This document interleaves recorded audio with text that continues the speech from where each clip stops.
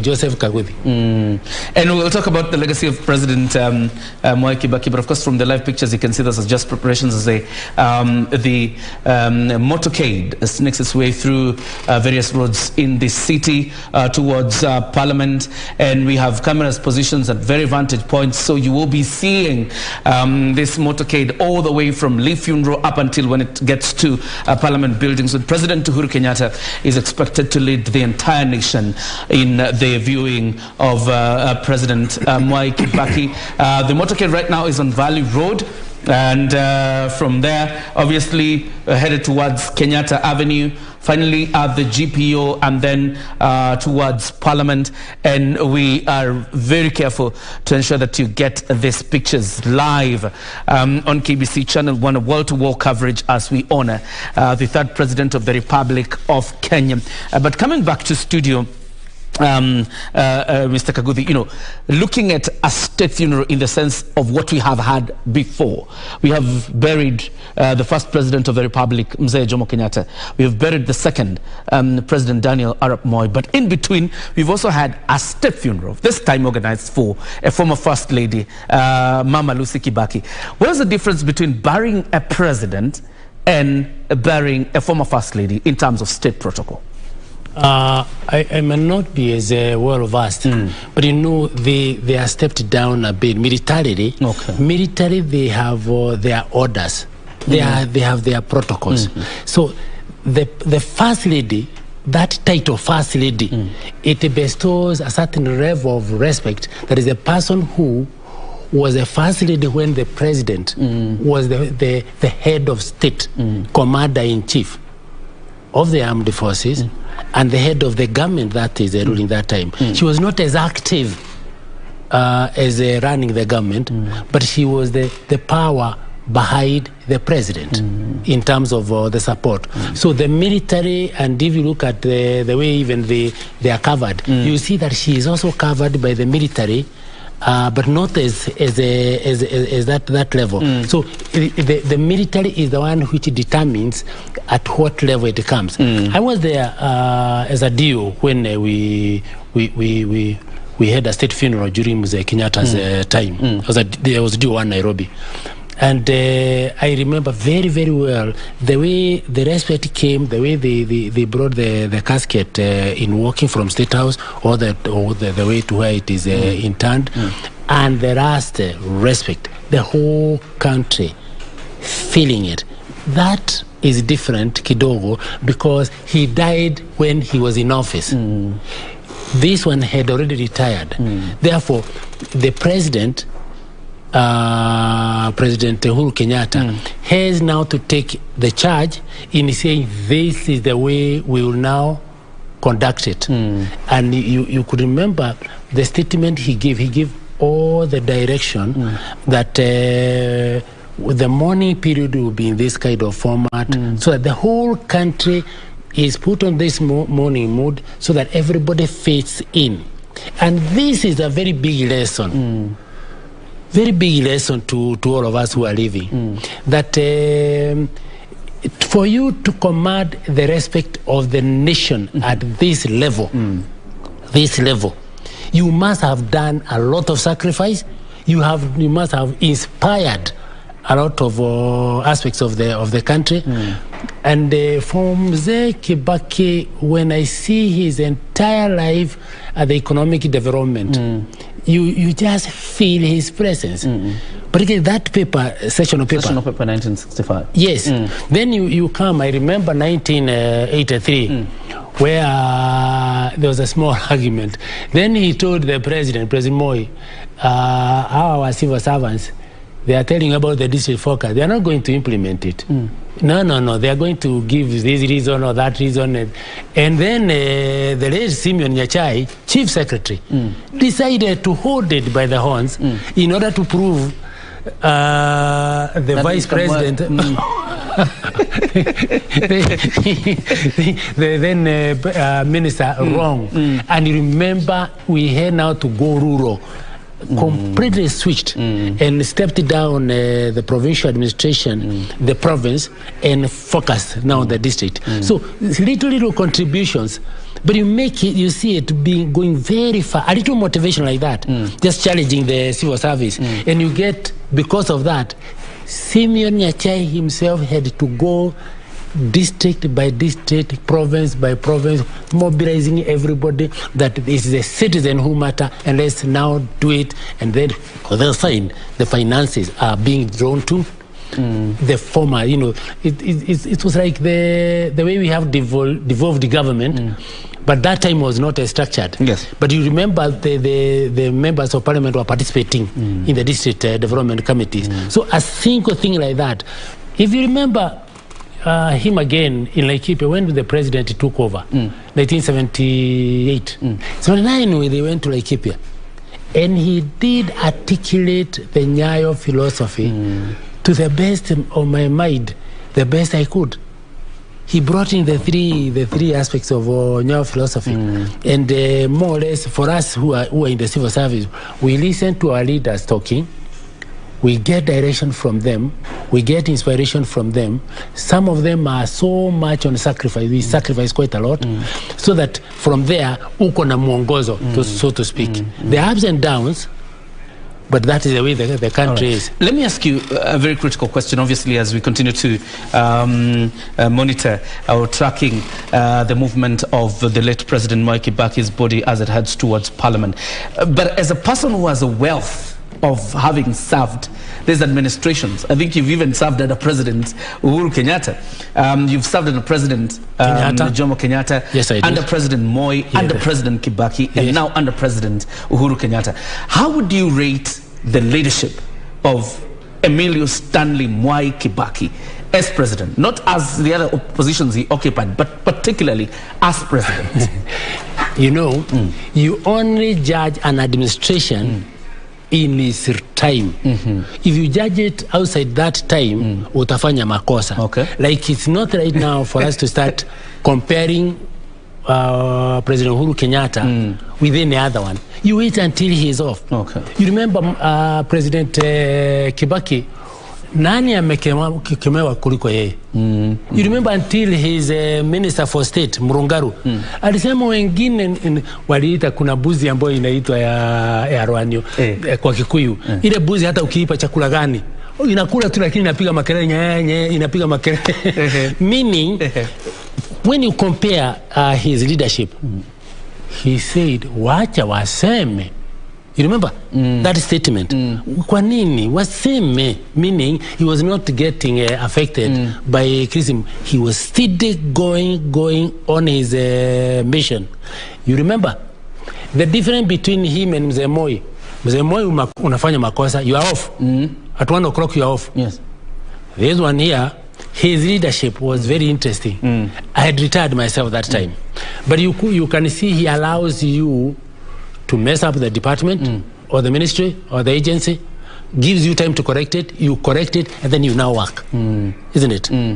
He was not so much hands-on for interference. Then he would wait until when we have National Day, then he's summarizing what the government is doing. It brings a lot of, you saw that, brings a lot of hope. Yeah. He was very, very steady. You can see by the way he would react to very nasty things, like the 207. You remember when he went to Burnt Forest? Is it Burnt Forest?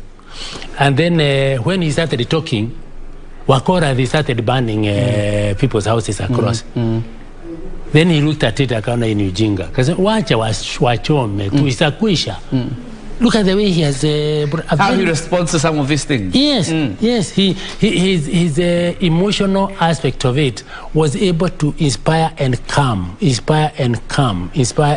down. I know he was very, very affected by that 2007. How did I know? Because when I talked to the bishops who are coming. Before we continue, let's just point out to our viewers that we are now on Kenyatta Avenue.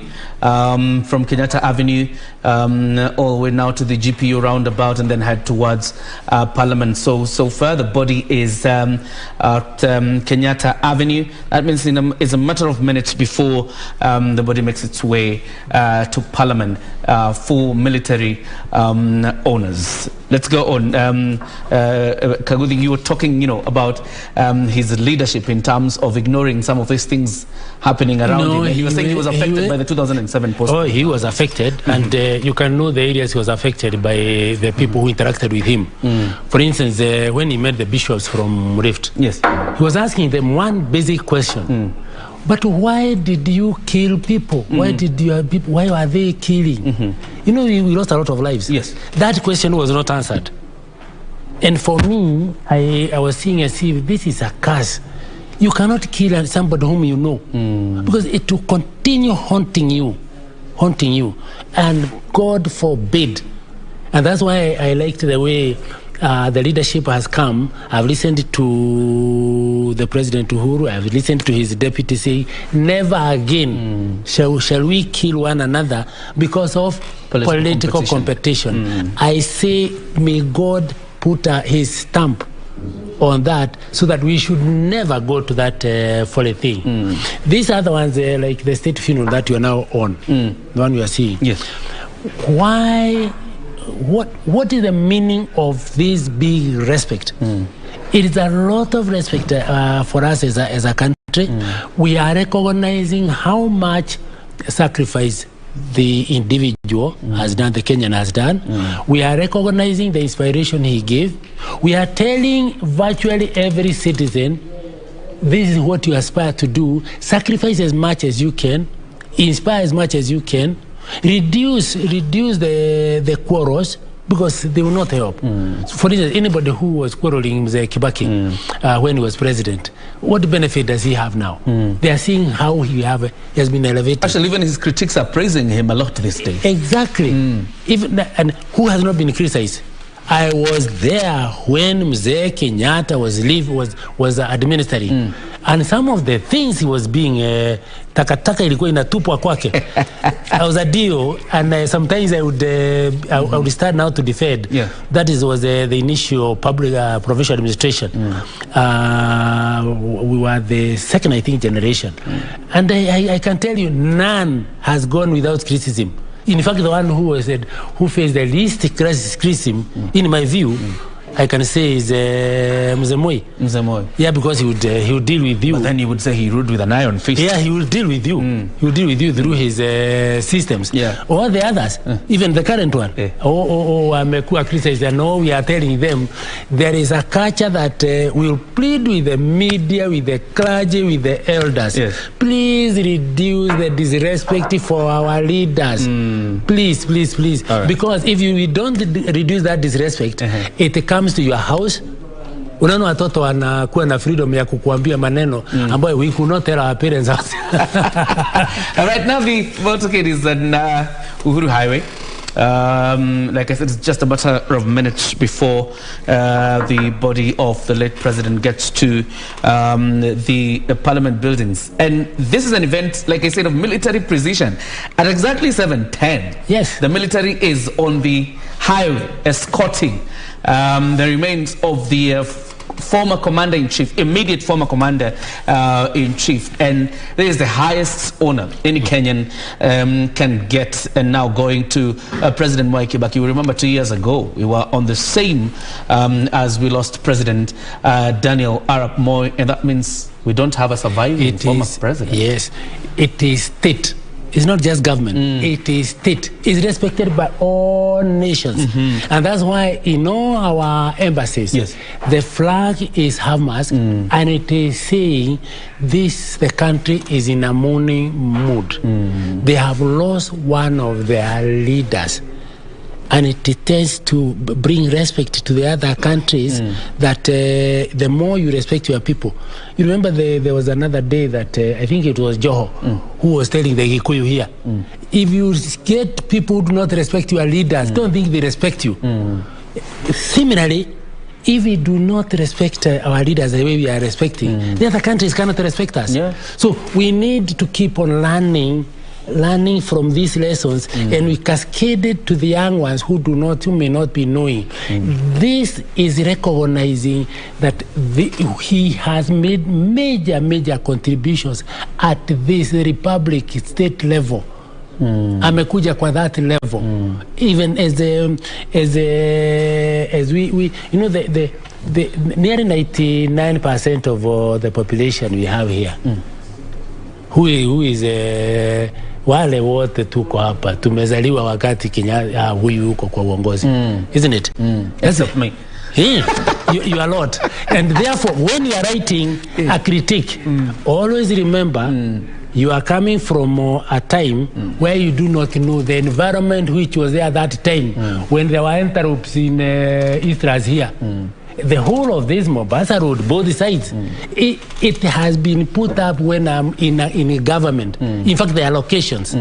The allocations, we had a central government plot allocation committee chaired by Gigi Kariuki. And look at the development the way it is now. Now we reach a level that we have this express. Because the population, the vehicles, too many. Tarmac here. But here Nairobi, Mombasa, Nini, Vika, there was nothing. No. It's a country that virtually came from the dust. We have grown very fast. I tell people, if you want to know how much you have grown, compare the Kenya shilling on exchange rate with Uganda, with Tanzania. And in 1976, they were at par. This one the here, of a shilling. Yes, it has now become a hard currency for the region. That's true. Isn't it? Meaning that you've grown very, very well. In terms of education, mumesoma. Actually, a very interesting fact is that the free primary education introduced by President Mwai Kibaki, yes, the lot that entered school and started enjoying free primary education, yes, will actually be voting for the first time in this election. Yes. The lot that started enjoying the free primary education offered by President Mwai Kibaki, which is one of his biggest legacies, that even when naysayers said it was not possible to have free primary education in Kenya, I know President Kibaki made it work. President Clinton said, I want to go and see that gentleman. You remember he said it? Yes. That he got surprised on those very hard decisions. But he saw, without education, the country is likely to again start going down. And because during the time from President Moi, there was a bit of a problem on the economy. He did very well at the political level. I quote him. He's the one who said, when I compare myself with Kibaki, he did very well. He has done very well on the economy, but he has not done well in I didn't know we're heading politics. to, this is parliament. Yes. That's just how quick the military is. Precision, military precision. The execution, of this very particular event is conducted with military precision. Like you can see now, we are already on Parliament Road.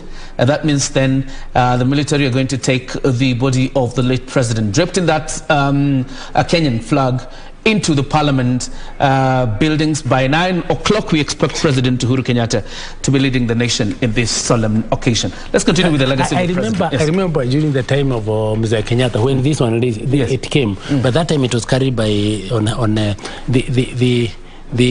carried it. The carriage was it was pulled by the askari. No, the askari. The askari did it very well.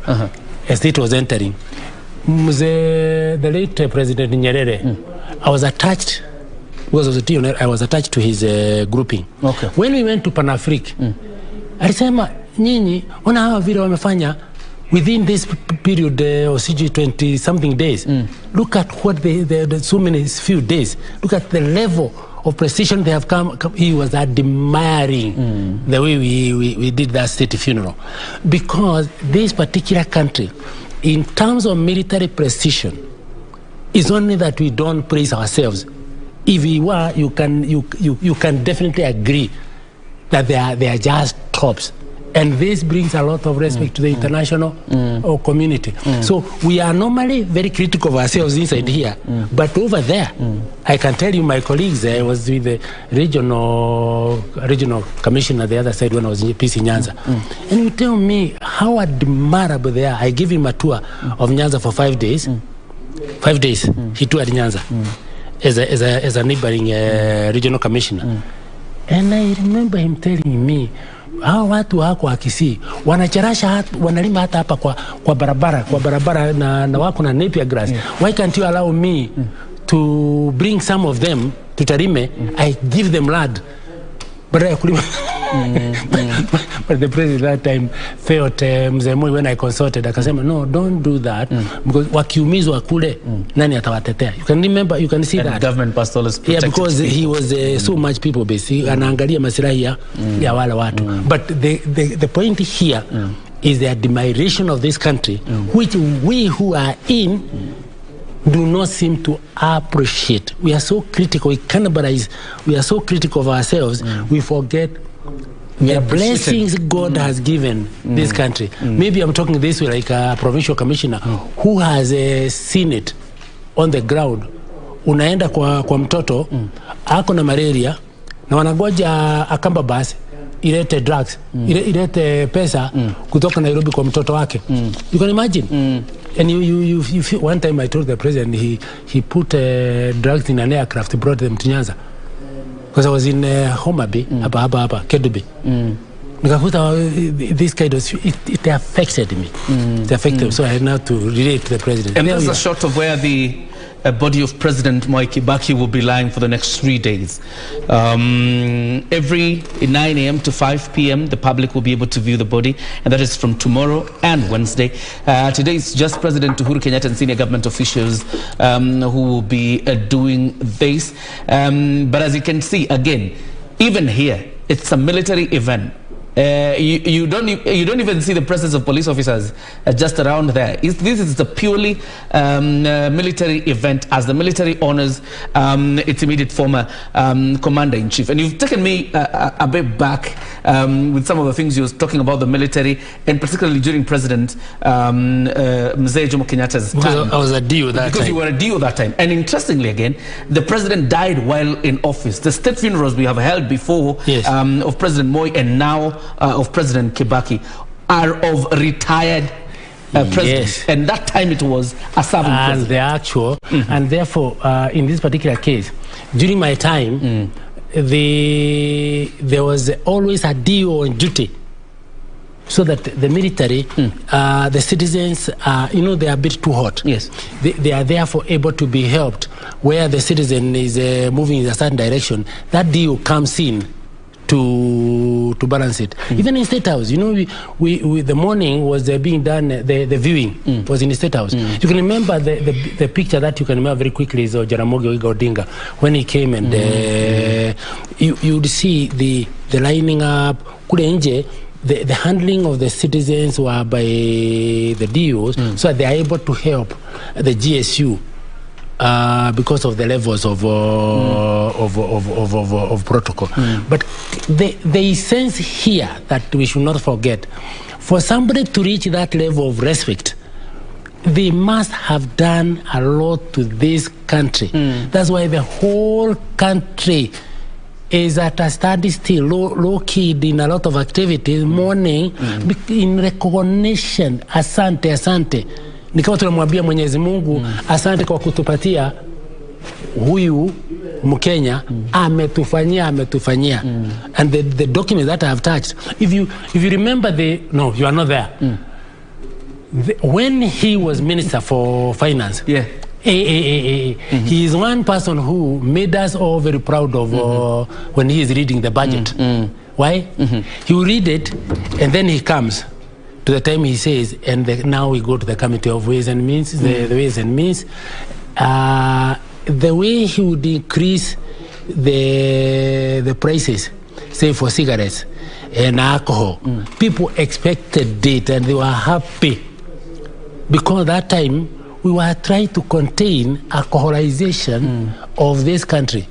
Unfortunately, talking like a founder of Nakada, feel very sorry. Yes, very, very sorry. And we'll talk about that in a bit. But before we showed the pictures from Parliament, and as you can see now the casket is being removed from that carriage and will be taken for preparation so that it is kept at that very point to enable the viewing. And you can see a red carpet laid right from the gate of Parliament buildings all the way into the entrance of the chambers is how you see this respect being offered to President Mwai Kibaki. A red carpet right from the entrance of the Parliament buildings as the body is removed from the carriage for preparation ahead of the body viewing. But I remember we were talking about his legacy, Joseph Kaguthi, in terms of education. And you were talking about Clinton when he said, I want to go and see this man who wants to make education free. Not only that, education. You know, he was a communicator par excellence in my county, Nyandarua. Maybe I take this because I picked it and started propagating it when I was doing the campaign against drug abuse. How did he put it? On alcohol. You know, we had a certain alcohol called Kairase, the one which destroyed the men so badly. Yes. There were 5 factories in Naivasha which were competing to bring alcohol to